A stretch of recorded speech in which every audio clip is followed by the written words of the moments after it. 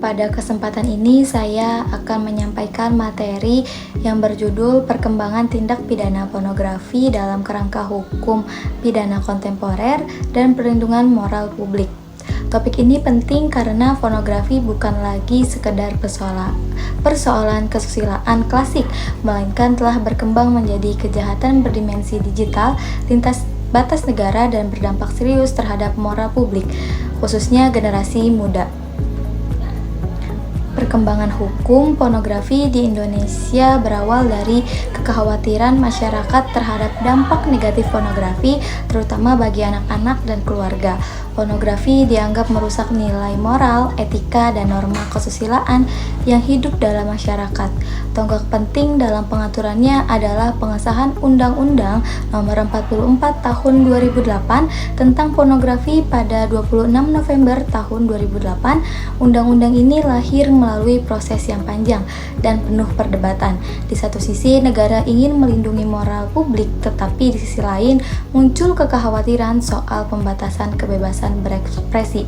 Sebelum adanya undang-undang ini, pengaturan pornografi hanya diatur secara umum dalam pasal 281 sampai 283 KUHP tentang kesusilaan yang dinilai sudah tidak mampu menjawab tantangan perkembangan teknologi dan internet. Memasuki tahun 2010-an, kasus pornografi mulai sering muncul ke permukaan. Dalam praktiknya, penegakan hukum menghadapi banyak kendala, seperti berkas perkara yang bolak-balik antara kepolisian dan jaksa. Hal ini menunjukkan bahwa penerapan aturan pornografi belum berjalan optimal. Pada tahun 2020, muncul kasus yang cukup menyita perhatian publik, yaitu penetapan seorang figur publik berinisial GA sebagai tersangka dalam kasus penyebaran video pribadi. Kasus ini menyoroti fenomena reference porn, yaitu penyebaran konten intim tanpa persetujuan yang semakin marak di era digital. Memasuki era 2020, dengan pesatnya penggunaan media sosial, kasus pornografi semakin meningkat dan kompleks. Pada tahun 2021, Polri menangani puluhan kasus pornografi yang terjadi di media sosial. Bahkan tahun 2024 sampai 2025, aparat penegak hukum mengungkapkan kasus-kasus besar seperti grup incest fantasi sedara di Facebook, kasus pornografi anak, serta pemerasan penggunaan konten asusila. Perkembangan ini menunjukkan bahwa tindak pidana pornografi telah bergeser dari bentuk konvensional menjadi kejahatan berbasis digital, dengan tantangan baru seperti pornografi anak, eksploitasi online, dan balas dendam porno.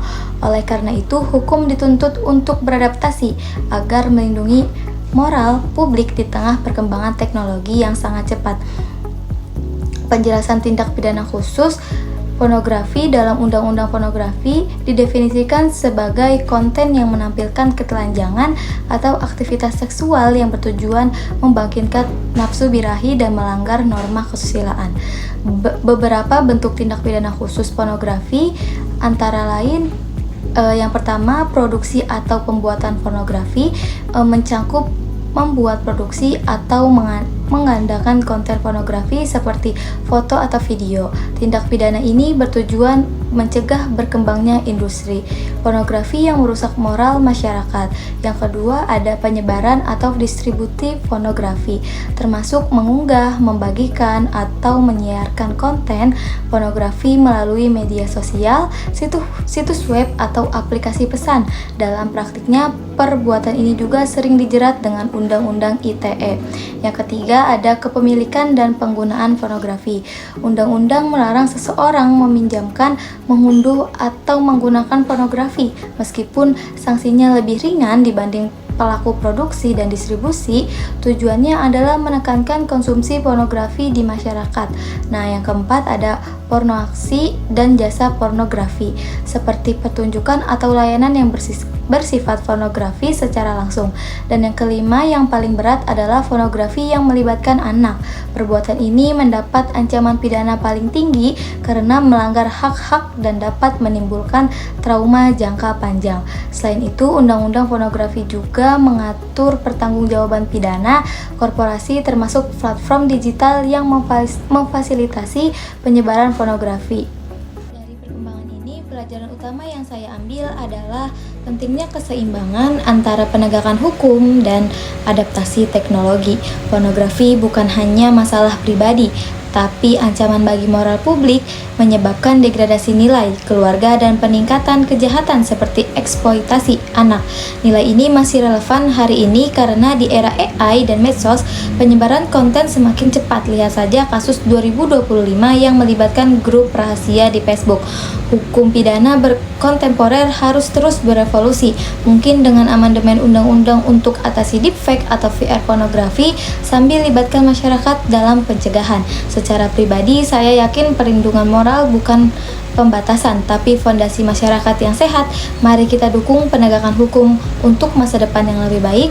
Terima kasih, semoga ilmu yang saya sampaikan dapat bermanfaat untuk kita semua.